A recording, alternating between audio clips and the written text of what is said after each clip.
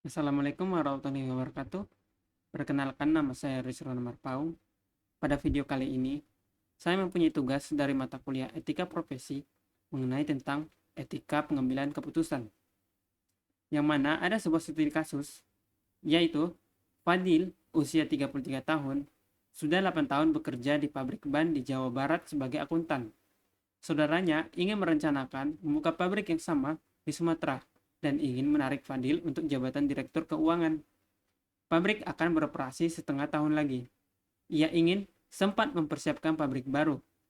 Sesudah menerima tawaran ini, Fadil dengan sengaja mengurangi disiplin kerja sampai suatu tingkatan yang cukup mengkhawatirkan pimpinannya. Ia sering datang terlambat dan pulang sebelum jam kerja selesai. Kadang-kadang, ia sama sekali tidak masuk kerja tanpa memberitahu alasannya. Sudah beberapa kali ia tidak mengikuti rapat antar bagian, juga tidak menyelesaikan laporan bulanan yang lalu. Ia mengharapkan akan dipecat supaya mendapatkan pesangon yang cukup besar, sementara menunggu pabrik di Sumatera selesai dan ekonominya tidak terbengkalai. Nah, dari studi kasus di atas, muncul 3 pertanyaan. Yang pertama, bagaimana hubungan antara disiplin kerja, tanggung jawab akuntan, dan moral? Dan juga jelaskan dalam ilmu lain yang juga membicarakan tingkah laku manusia. Yang kedua, apa yang menjadi kekhususan dalam kecakapan profesional dan terbengkalainya kerja akuntansi yang merupakan tugas dan tanggung jawab Fadil? Dan yang terakhir, apa yang mencolok jika seorang akuntan memandang bahwa dalam bisnis keluarga akan ada masa depan yang lebih cerah daripada meniti karir di perusahaan lain? Jelaskan jawaban saudara dengan sudut pandang etika bisnis. Baik, saya akan menjawab pertanyaan yang pertama mengenai bagaimana hubungan antara disiplin kerja, tanggung jawab akuntan, dan moral. Disiplin kerja, tanggung jawab akuntan, dan moral memiliki hubungan yang erat dalam berbagai ilmu yang membahas perilaku manusia, seperti psikologi, manajemen, dan etika. Dikutip dari beberapa sumber, yakni jurnal yang ditulis oleh Robbins berjudul Organizational Behavior, kemudian Kode Etik Profesional Akuntan Publik Indonesia atau Kode Etik IAPI menjelaskan, dalam psikologi, disiplin kerja seringkali dipandang sebagai hasil dari motivasi intrinsik atau ekstrinsik seseorang.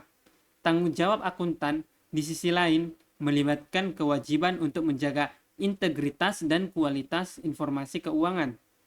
Moral memainkan peran penting memandu perilaku manusia dalam konteks pekerjaan, termasuk dalam menjalankan tugas-tugas akuntansi dengan jujur dan etis.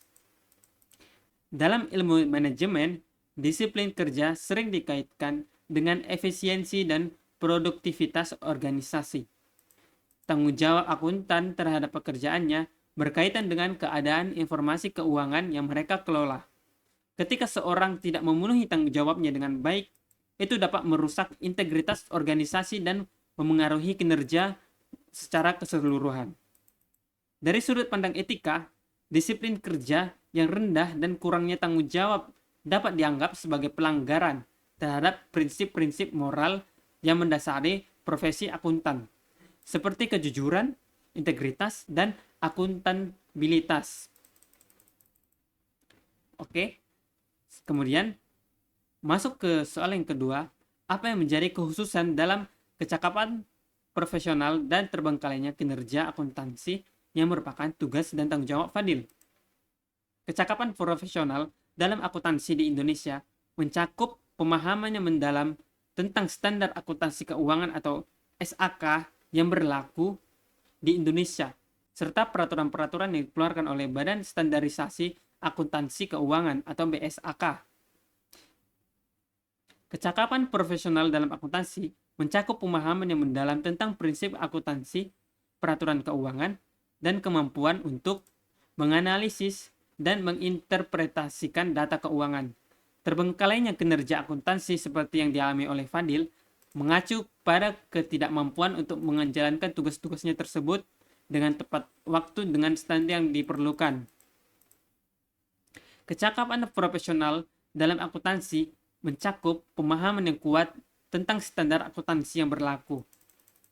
Kemudian, kemampuan untuk menyusun laporan keuangan yang akurat dan relevan.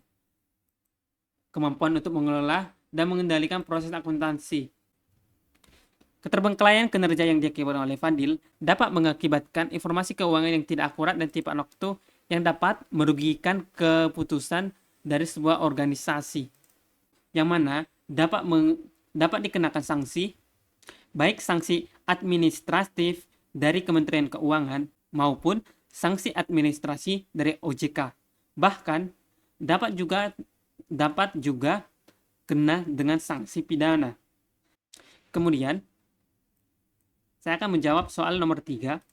Apa yang mencolok jika seorang akuntan memandang bahwa dalam family bisnis akan ada masa depan yang lebih cerah daripada meniti karir di perusahaan lain?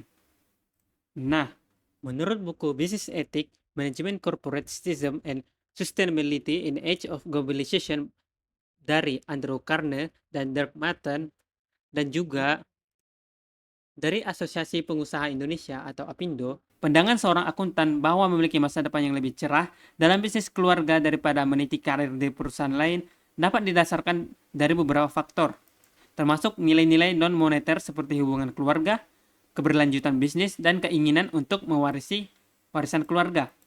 Dalam perspektif etika bisnis, penting untuk mempertimbangkan berbagai faktor, termasuk integritas, transparansi, dan keadilan. Keputusan untuk memilih karir di bisnis keluarga harusnya didasarkan pada prinsip-prinsip ini. Jika seorang akuntan percaya bahwa pekerja di bisnis keluarga akan memungkinkan mereka mendapatkan prinsip-prinsip etika yang lebih baik dan memiliki dampak positif lebih besar dalam jangka panjang, maka itu bisa jadi pilihan yang etis.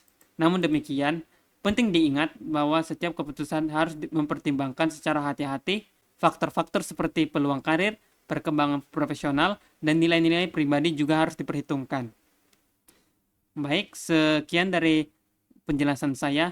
Apabila ada kesalahan, mohon dimaafkan. Sekian dan terima kasih.